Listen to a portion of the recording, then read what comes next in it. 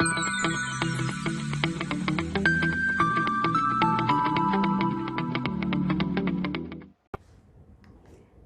students, this is Effective Technical Communication class and I am Joshi from LJIET Institute of Engineering and Technology. In our last session, we talked about the different formats of technical reports. We talked about pre-printed format, memo format and letter format. Today we are going to talk about the fourth format, that is the manuscript format. Now the manuscript format is usually used for reports that are very long, which may run into many pages. They are used for formal reports which are generally used to write research papers or some journals. These formats are also used to write the reports about some work or some project in hand. So the manuscript report is in a booklet format. So let us see the elements of manuscript format and how each element is written. Now please note that each element of a manuscript format should start from a new page. So let us start.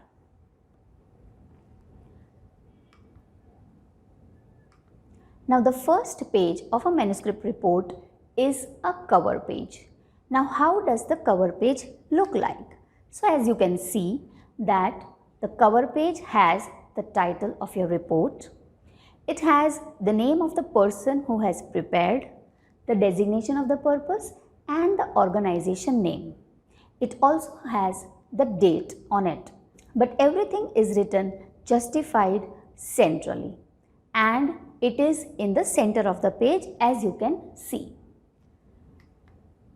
Now the next element is the title page. Now as you can see, the title page is almost similar to the cover page. But here the details about to whom you are submitting the report is also included.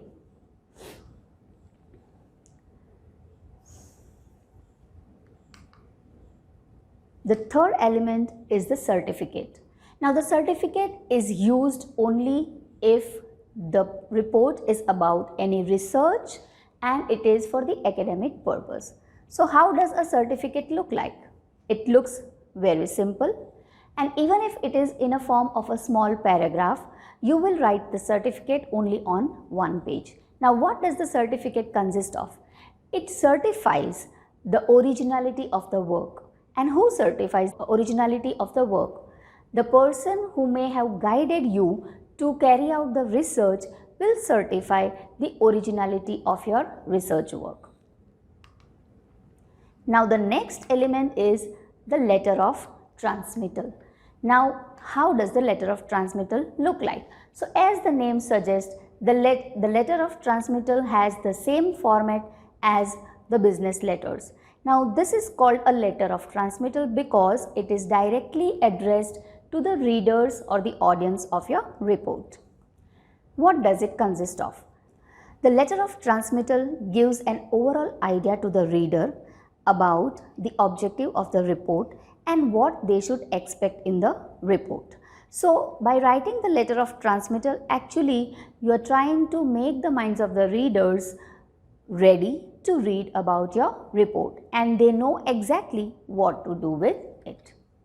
So the next one is the acknowledgements. Now what are acknowledgements? Let us see. The acknowledgement is a section where we can thank and acknowledge every person or institute who may have helped us in carrying out this research. So it consists of the names of the people and their organizations along with the reasons why you would like to thank them. Now many people may have helped you, like they may have given you some guidance about your topic, or some organizations or institutions must have helped you by allowing you to use their laboratories and their libraries for your research purpose. So you need to acknowledge their contribution towards your research. So let us move on to the next one. So that is the table of contents. Now this is how the table of content look like. It is list of all topics along with their page numbers and arranged in sequential order. Now the next element is the abstract. Now what is an abstract?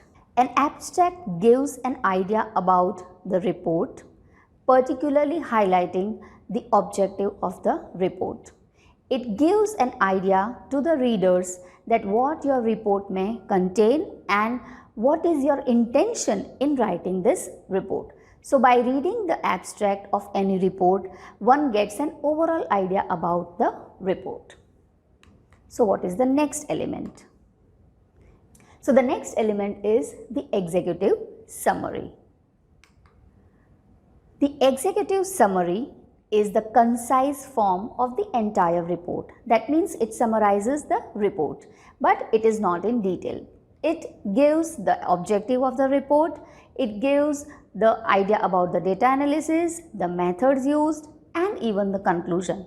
Now, why the executive summary is written over and above the abstract?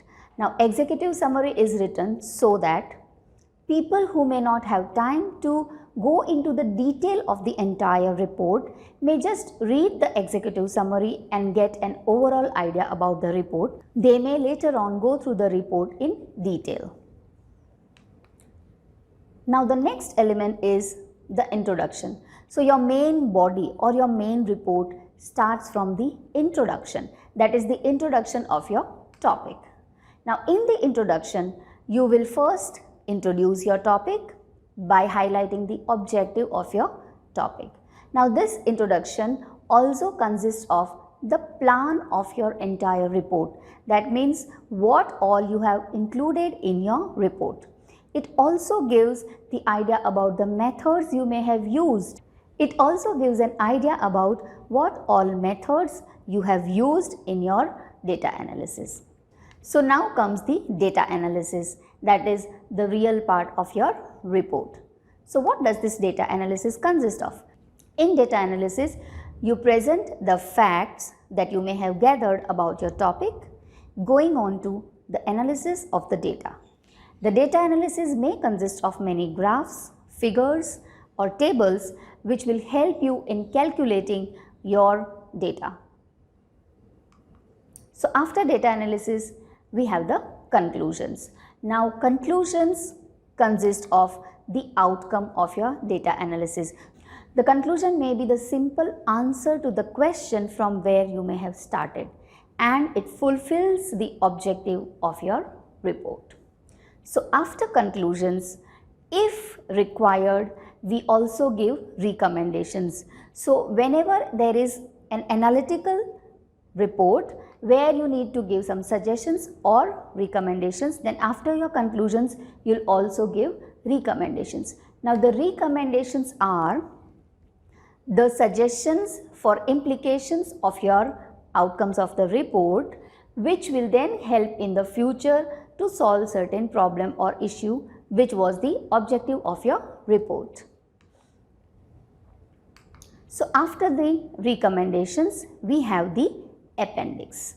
Now why the appendix is used? An appendix is a useful tool for putting any text or diagrams or graphs or tables which may hinder otherwise inside the report, and they may be related to the topic, but they are not needed at the moment, but if required, people may refer to them. So appendices are always put at the end of the report, and they have certain information which are related to some topics inside the report.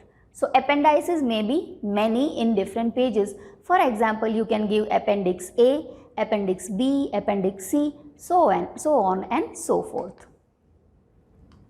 So after the appendix, we have the bibliography.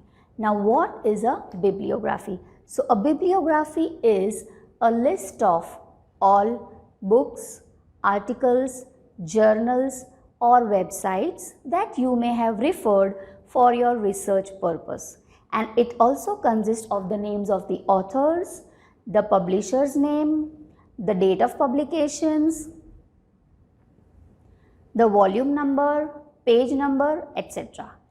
If you have referred to some online sources, you must give the name of the website along with its URL from where you have got this particular information.